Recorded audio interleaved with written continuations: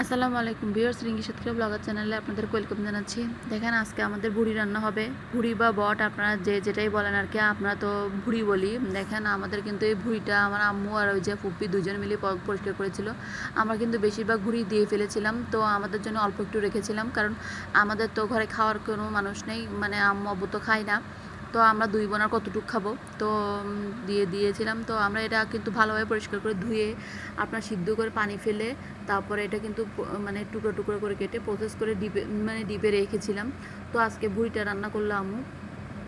তো দেখেন আমরা কিন্তু এই যে ভুঁড়িটা কিন্তু আমরা ওই যে ডিপ করে রেখেছিলাম, তো ডিপটা চুটানোর জন্য আমরা অল্প একটু পানি দিয়েছিলাম। দেখেন, তো এই যে আমরা কিন্তু মানে ভুঁড়িটা আলু বা ওই যে ঝোল ঝোল এগুলো কোনোটাই দিই না। আমরা ভুঁড়িতে আলু বা ঝোল কোনোটাই খেতে পছন্দ করি না।